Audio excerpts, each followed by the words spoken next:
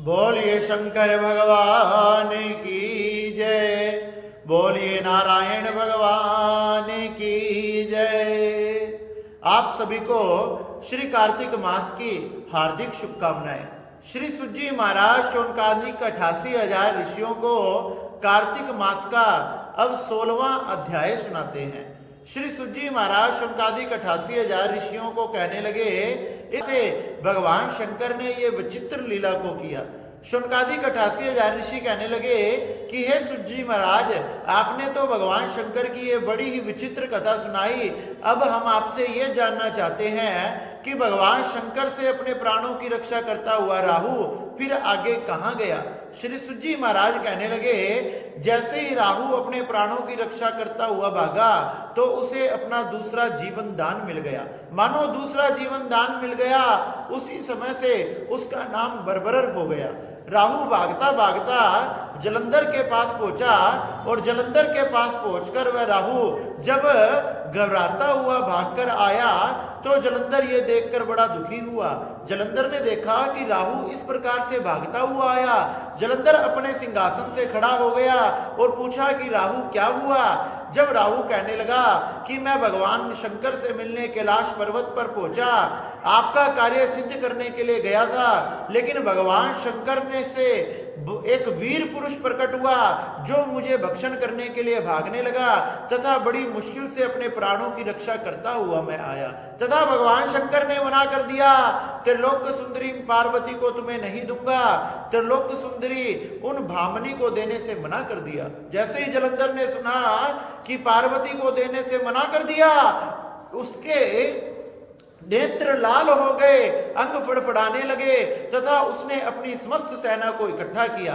अपनी समस्त सेना में शुंभ निशुंभ काल नेमी आदि बड़े बड़े दैत्य एकत्रित किए तथा बड़े बड़े दैत्य एकत्रित कर अब तो कैलाश पर्वत पर युद्ध करने के लिए जाने लगा। जब सभी देवी देवताओं को पता लगा कि जलंधर अपनी समस्त सेना के साथ भगवान शंकर से युद्ध करने के लिए पधार रहा है, तो सभी देवी देवता भगवान शंकर की शरण में पहुंचे। कहने लगे कि हे शंकर भगवान, जलंधर अपनी समस्त सेना के साथ आपसे युद्ध करने के लिए आ रहा है। भगवान नारायण भी आपकी आज्ञा से उनसे युद्ध करने के लिए गए थे, लेकिन भगवान नारायण ने उनका संहार नहीं किया। और तो और भगवान नारायण अपनी पत्नी लक्ष्मी के साथ तथा सभी देवताओं के साथ उसके यहाँ निवास करते हैं। भगवान शंकर ने कहा कि हे देवताओं, तुम किसी भी प्रकार से चिंता मत करो, मैं जरूर उस दैत्य का संहार करूंगा, तुम अपने अपने स्थान को लौट जाओ। सभी देवी देवता अपने अपने स्थान को लौट गए। भगवान शंकर ने नारायण भगवान का स्मरण किया और कहने लगे कि हे नारायण, हे ऋषिकेश, हे ऋषिकेश, आपने जलंधर का संहार क्यों नहीं किया। जब भगवान नारायण कहने लगे कि हे शंकर भगवान, मैंने उसका संहार इसीलिए नहीं किया क्योंकि वह आपका अंशी है।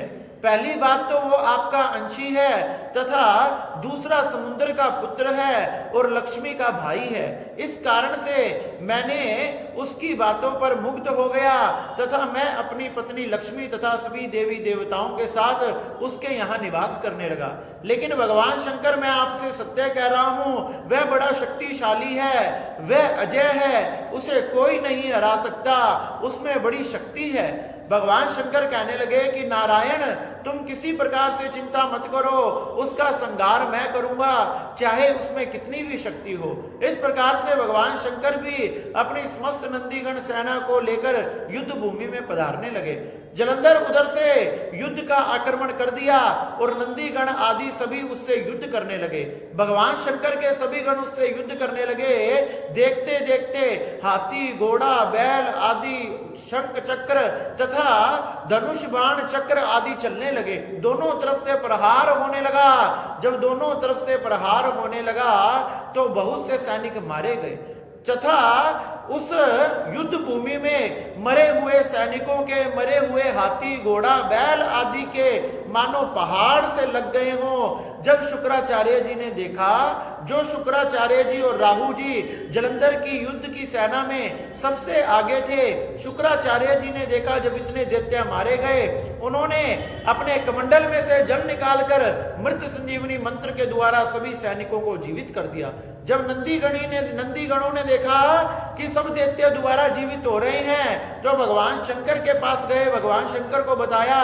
भगवान शंकर को इतना क्रोध आया कि उनके मुख में से एक भयंकर तेज प्रकट करती हुई, चारों दिशाओं को प्रज्वलित करती हुई एक भयंकर कन्या प्रकट हुई। जो भयंकर कन्या भगवान शंकर के मुख से प्रकट होकर उस युद्ध भूमि में चली गई तथा सभी दैत्यों का चबरन करने लगी, सभी दैत्यों को उठा उठाकर खाने लगी। जब मैं इन्हें खा जाऊंगी तो किस प्रकार से शुक्राचार्य इन्हें जीवित करेगा। इस प्रकार से सभी दैत्यों को जब चबरन करने लगी तो दैत्य इधर उधर भागने लगे, और जब दैत्य इधर उधर भागने लगे तो चबरन करते करते सैनिकों को खाते खाते वह कन्या शुक्राचार्य जी तक पहुंच गई। जब शुक्राचार्य जी को अपनी आंखों के सामने देखा, उन्हें भी उठाकर अपने मुख में डाल लिया तथा शुक्राचार्य जी उस युद्ध से गुप्त हो गए, गायब हो गए, क्योंकि कन्या ने उन्हें अपने उदर में समा लिया। इस प्रकार से जब दैत्यों ने देखा कि हमारे गुरु शुक्राचार्य अंतर ध्यान हो गए, तो सब दैत्यों में हड़कंप मच गया, इधर उधर भागने लगे। काल, नेमि, शुंभ, निशुंभ, जलंधर आदि अपने सभी दैत्यों को इकट्ठा कर भगवान के रुद्रगणों पर आक्रमण कर दिया। भगवान के रुद्रगणों में उस समय नंदी, भगवान श्री गणेश, स्वामी कार्तिकेय विराजमान थे, जो जलंधर की सेना से युद्ध कर रहे थे। जब जलंधर ने आक्रमण किया तो इधर से गणेश जी ने, कार्तिकेय ने, नंदी ने, समस्त प्रकार के गणों ने भी आक्रमण कर दिया, और दोनों सेनाओं के बीच भयंकर युद्ध हो गया हो। भयंकर युद्ध ऐसा होने लगा कि सारी दिशाएं कांपने लगी, मानो आकाश फटने लगा, पृथ्वी से आग की लपटें निकलने लगी। इतना भयंकर युद्ध हुआ। श्री सुजी महाराज कहते हैं, इस प्रकार से देवताओं की रक्षा करने के लिए, देवताओं को वापस अपने अधिकार दिलाने के लिए भगवान शंकर ने जलंधर के साथ भयंकर युद्ध किया। इस प्रकार से श्री सुजी महाराज ने शुनकादिक 88,000 ऋषियों को यह बड़ी सुंदर कथा सुनाई। बोलिए शंकर भगवान की जय, बोलिए नारायण भगवान की